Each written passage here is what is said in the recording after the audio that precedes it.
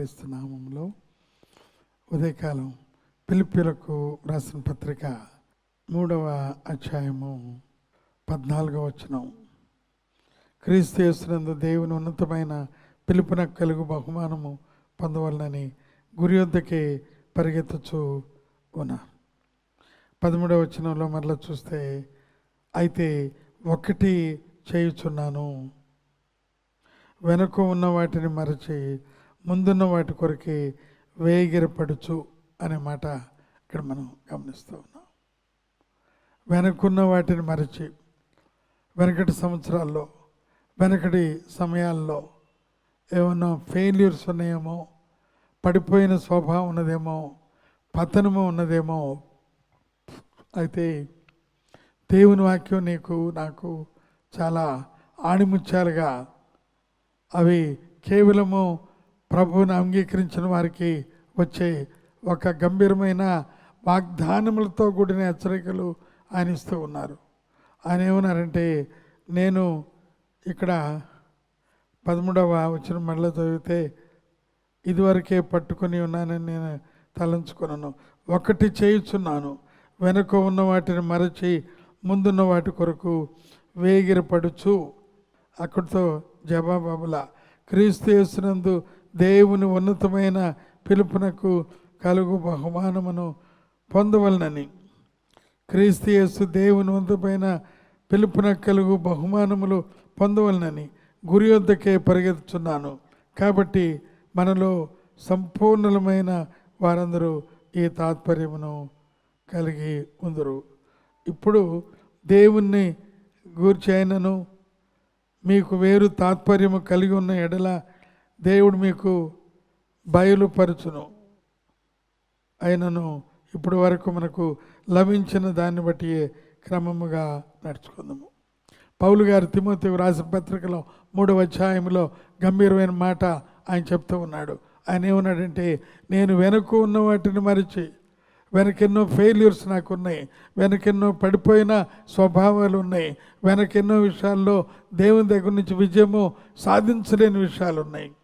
అయితే ఇక్కడ ఏమంటున్నాడంటే, వెనుక ఉన్న వాటిని మరచి, ఒకవేళ అవన్నీ కూడా నేను సాధించిన ఆ విషయాలైతే సంతోషంగా ఉండొచ్చు, నేను సాధించలేని ట్రోఫీస్ ఏమున్నా అది నాకు విచారమే, అది నన్ను కృంగదీస్తుంది, ఇక ఏమాత్రం కూడా ఇవి నాకు అక్కర్లేదు బాబు అని చెప్పేశాడు వాళ్ళకి.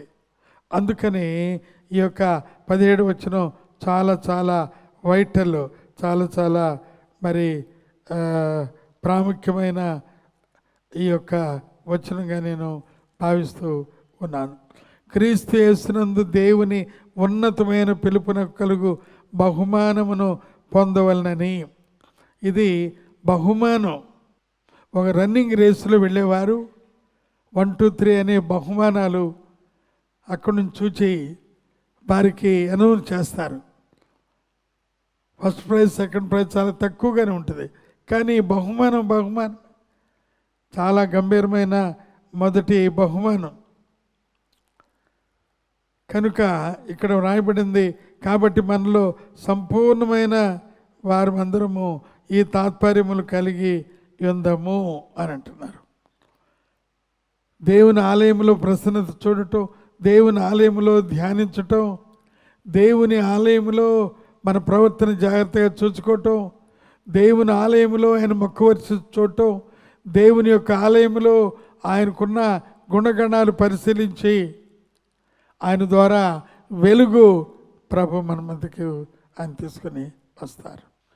కనుక వెనుకున్న వాటిని మరచి, మన జీవితంలో కూడా ఒకవేళ వెనుక కొన్ని ప్రాముఖ్యమైన మనము మరి విచారగ్రస్తులమైన అనుభవం నుండి మనం వచ్చేవేమో ముందుకి, అప్పుడప్పుడు ప్రభు దాన్ని చూపిస్తున్నాడు, కానీ దానిలో పడిపోకుండా ఆయన మనం లేపారు.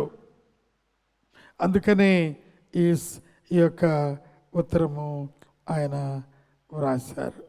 పరిశుద్ధుడైన పౌలు వీళ్ళని దగ్గర పెట్టుకుని రాశాడు. మన ప్రభు అయిన యేసుక్రీస్తు పేరిట సమస్తమును గురించి తండ్రి అయిన దేవునికి ఎల్లప్పుడూ కృతజ్ఞతాస్తుతులు చెల్లించుచు ఉన్నాను. మన జీవితంలో కూడా ఎప్పుడు శ్రేష్టమైన కొరకు పరిగెత్తుదాం. శ్రేష్టమైన ఆ యొక్క పరలోక మార్కుల కొరకు మనం పరిగెత్తుదాం. ఈ రకమైన కృప దేవుడు మనందరికి కూడా ప్రత్యేకంగా దయచేయును గాక. ఆమేన్. దేవానికి వందనాలు, ప్రభానికి స్తుతులు స్తోత్రాలు. ఉదయకాల ధ్యానం బట్టి నీకు వందనాలు నాయన. క్రీస్తు యేసునందు బలవంతుడు కమ్మన్నావు ప్రభా.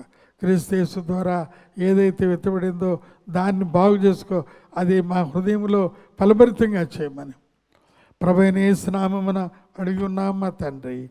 ఆమేన్. త్రియేక దేవుని యొక్క ఆశీర్వాదాలు, కృప, దీవెనలు మనందరూ కూడా మెండుగా కలుగును గాక. ఆమేన్.